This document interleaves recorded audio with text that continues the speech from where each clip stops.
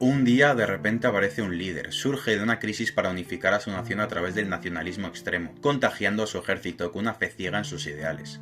No estoy hablando solo de Napoleón Bonaparte, el hombre que puso a Europa de rodillas. Esta es la historia de Floch y de la brutal psicología de guerra que se volvió la defensa de Paradis. Un hombre que, admitido por él mismo, era un cobarde, pero se transformó en un símbolo tan poderoso que llevó a miles de soldados a marchar hacia el fin del mundo, totalmente convencidos de que el genocidio era, en realidad, la salvación. Todo líder carismático y a menudo terrible nace del caos. Para entender al monstruo, primero hay que entender de dónde sale, quién lo crea o mejor dicho, qué lo crea. A finales del siglo XVIII, Francia se desangraba. La revolución había guillotinado a la monarquía, pero en su lugar solo dejó un vacío de poder, un gobierno corrupto y una nación amenazada por todos lados.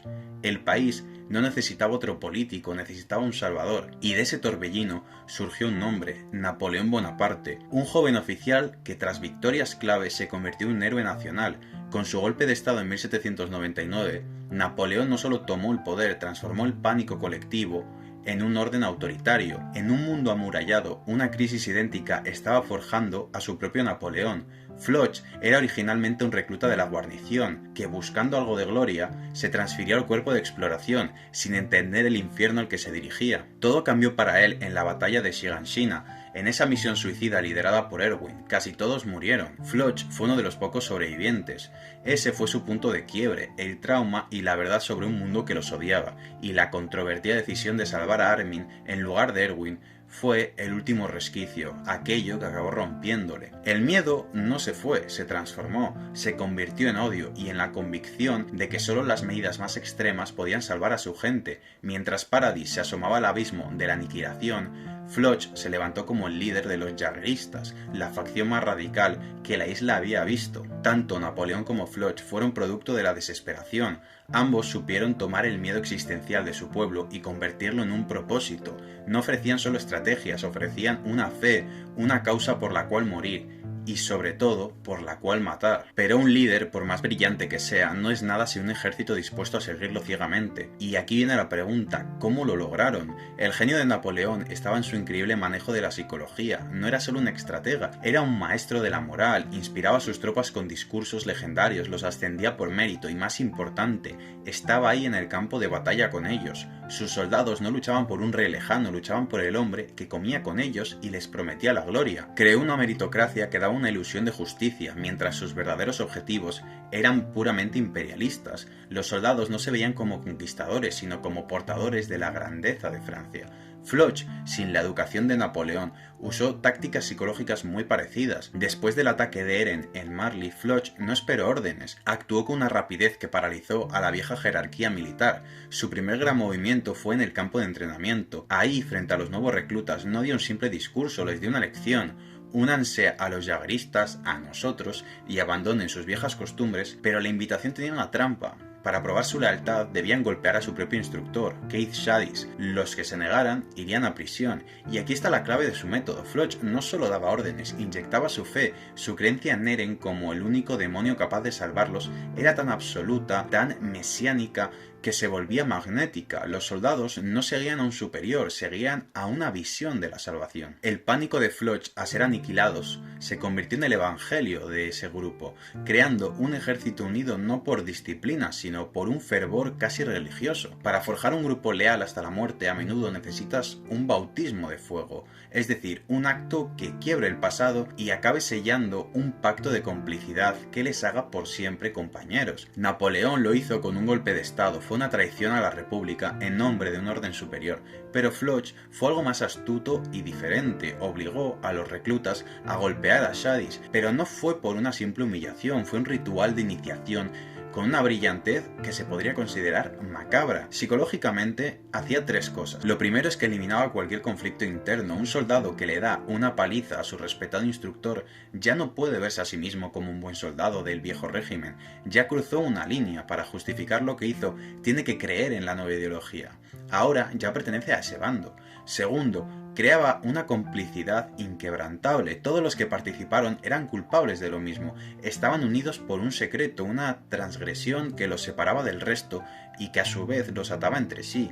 Y tercero, demostraba un compromiso irreversible. Después de algo así, no hay vuelta atrás. Abandonar a los jaegeristas, abandonar el bando de Floch, significaría lo peor que te puede ocurrir, que es enfrentar las consecuencias de ambos lados. Este principio se repitió. Cuando Floch ejecutó a los voluntarios de otras naciones que se negaron a unirse, no fue solo sadismo, fue una lección pública y aterradora. La lealtad a la Nueva Eldia es absoluta, o mueres. Los soldados que veían esto no veían a un tirano, veían la determinación de que según ellos necesitaban para sobrevivir. Veían la fuerza que sus antiguos líderes, paralizados por la duda, nunca tuvieron. El paralelo entre estas dos figuras nos muestra cómo la historia real o ficticia acaba repitiendo patrones de poder y liderazgo. Y es que ningún tirano se considera el villano de su propia historia. Para movilizar a miles necesitas una narrativa que transforme la atrocidad en necesidad. Napoleón vendió sus conquistas como un proyecto de modernización y tenía con qué respaldarlo. Mejoró la educación, creó el Banco de Francia y estabilizó la economía.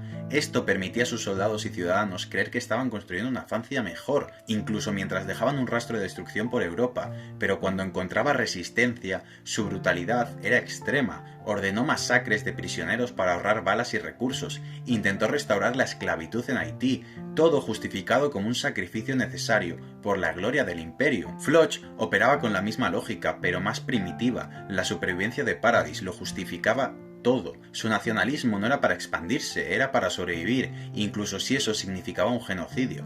Esto se ve perfectamente en el puerto, cuando se enfrenta a quienes intentan detener el retumbar. No duda en ejecutar a los ingenieros de Izuru y luego, con una sonrisa aterradora, se burla de que sus naciones también serán aplastadas. Lo que es revelador es que Floch parecía disfrutar la idea de la destrucción del mundo. No era un soldado cumpliendo órdenes a regañadientes, era un verdadero creyente, un apóstol del apocalipsis. Su fe en Eren era tan ciega que podía ver el genocidio de miles de millones como simple defensa patriótica. Para él y los jaegeristas no había crímenes de guerra, solo actos de supervivencia. El mundo les declaró la guerra, ellos solo estaban respondiendo con una fuerza abrumadora. La tragedia de estos líderes es que el mismo fuego que los forja termina por consumirlos. La ideología que los eleva se convierte en el plano de su propia destrucción. La ambición de Napoleón no tenía límites, su genio militar lo convenció de que era invencible, pero ese exceso de confianza lo llevó a errores fatales como la desastrosa campaña en Rusia. El mismo nacionalismo que él inspiró en Francia lo despertó en sus enemigos. Las naciones de Europa hartas formaron coaliciones cada vez más fuertes hasta que en Waterloo fue derrotado no por un ejército, sino por toda Europa unida en su contra. La caída de Floch es dolorosamente similar. Su fe ciega en Eren lo cegó ante cualquier otra posibilidad.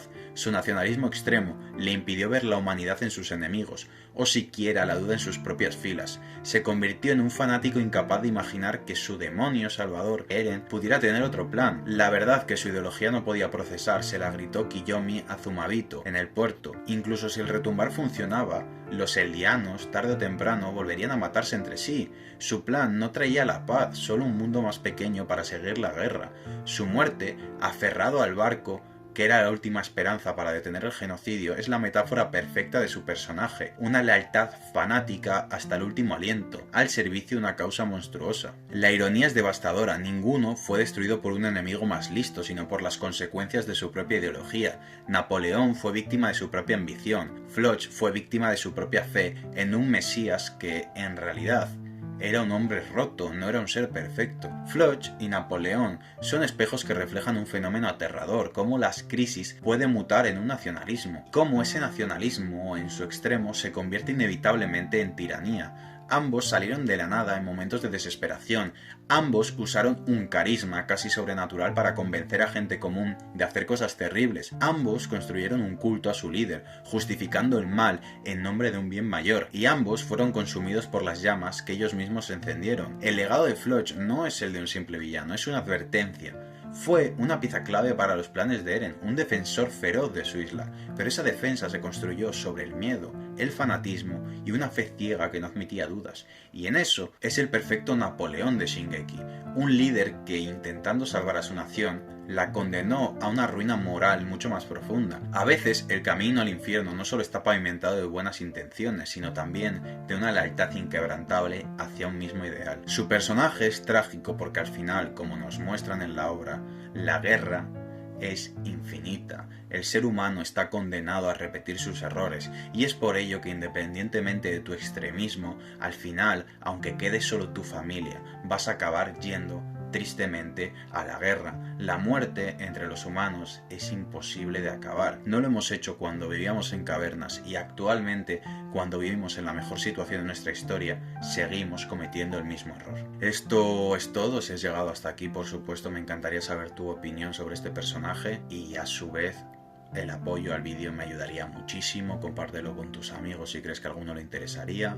Suscríbete si quieres más vídeos de este estilo y dale me gusta también. Y esto es todo, hasta la próxima. Adiós.